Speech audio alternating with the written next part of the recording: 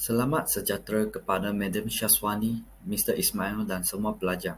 Nama saya T. Keng Lun dari kumpulan K16. Hari ini, saya dan ahli kumpulan saya, Ng Quang Hao, Yang Shen, Tan Ching King dan Chen Kang Lu akan menyampaikan ucapan pembentangan berkaitan tajuk isu dunia digital yang boleh memberi ancaman kepada kesepaduan sosial.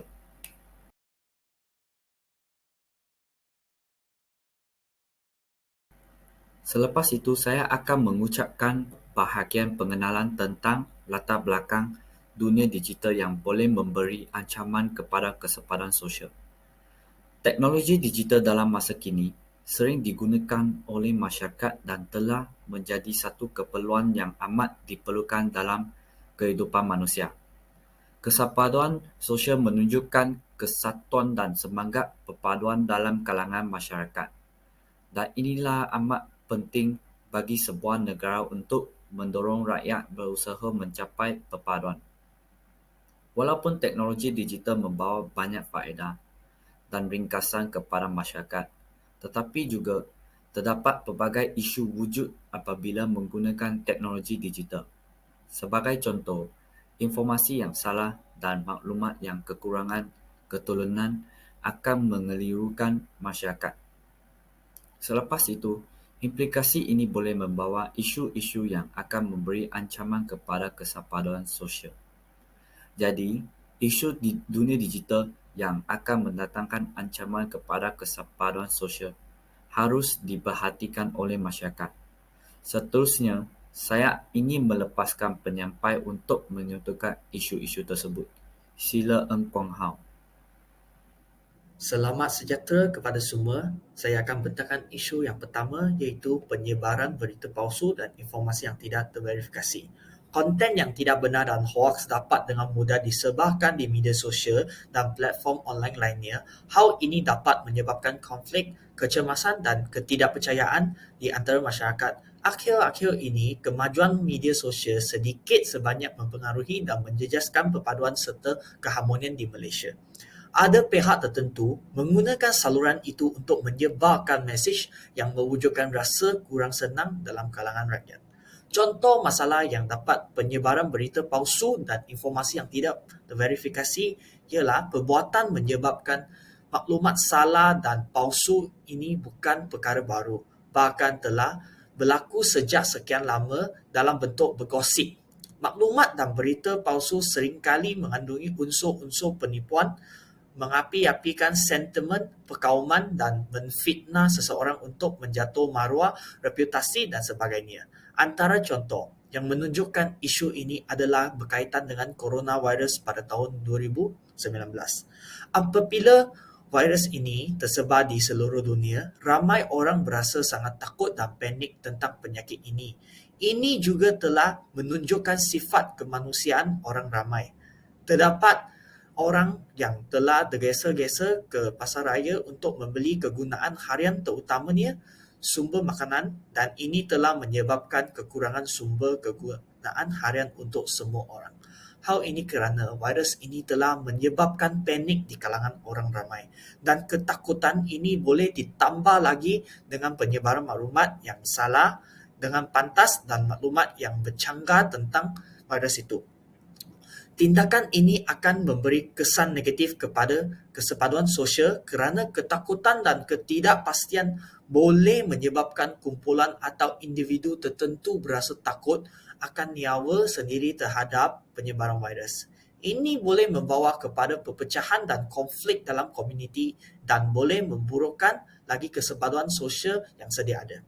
Di samping itu, wabak ini telah membawa kepada penjarakan fizikal dan pengasingan orang yang mempengaruhi kesepaduan sosial, penutupan ruang awam dan peralihan ke arah kerja jauh dan pembelajaran bermakna orang ramai menghabiskan lebih banyak masa di rumah dan kurang masa berinteraksi dengan orang lain di luar rumah terdekat mereka. Ini boleh membawa kepada kerosakan dalam rangkaian sosial dan rasa terputus hubungan daripada orang lain.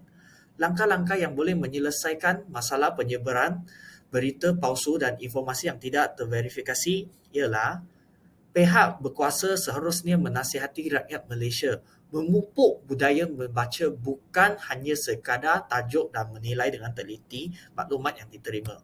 Usaha mengekang maklumat yang salah dan berita palsu tidak akan ada penghujungnya dan kos itu kelakkan bakal ditanggung oleh pembayar cukai itu sendiri.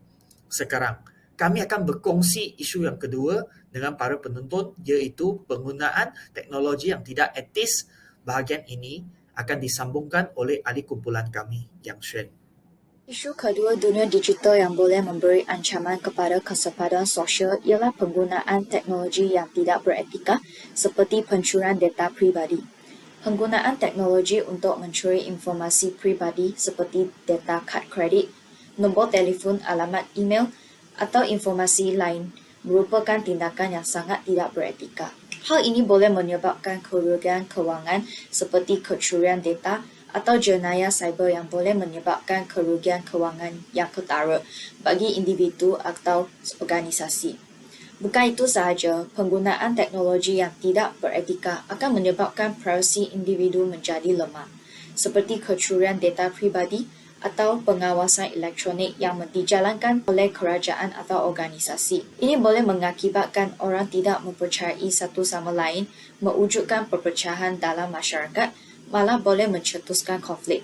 Oleh kerana itu, penting untuk mempertimbangkan implikasi etis dari penggunaan teknologi dan melakukan tindakan yang bertanggungjawab dan beretika dalam penggunaannya. Sebagai contoh, terdapat banyak orang akan menyimpan wang mereka di dalam bank sehingga sepanjang masa. Di negara kita, bank yang sah dikawal oleh kerajaan. Ini terjadi apabila rahsia bank dibocor atau sistem itu dimusnahkan. Ramai orang akan tergesa-gesa atau berasa sangat bimbang. Ini akan menyebabkan mereka mula tidak percayai kepada bank kerajaan. Jadi, mereka tidak akan menyimpan wang dalam bank tersebut. Perbuatan ini akan membawa kepada kemerosotan pesat dalam ekonomi negara kita. Maka, rakyat dalam negara kita tidak akan bersatu dan mempunyai kesepaduan kerana isu amanah telah dijejaskan.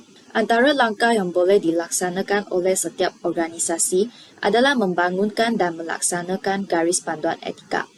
Ini bermaksud organisasi dan kerajaan boleh mencipta dan menguatkuasakan garis panduan etika untuk penggunaan teknologi bagi memastikan ia digunakan dengan cara yang bertanggungjawab dan beretika. Di samping itu, penguatkuasaan undang-undang dan peraturan juga amat penting untuk mencegah penggunaan teknologi yang tidak beretika seperti undang-undang dan peraturan privasi data mengenai penggunaan kecerdasan Isu yang ketiga ialah penggunaan kata-kata kasar dan pelecehan online. Media sosial sering digunakan oleh pengguna yang tidak sopan akan melakukan pelecehan, intimidasi dan ancaman kekerasan secara online. Contohnya, serangan dari segi fizikal dan gangguan dari internet.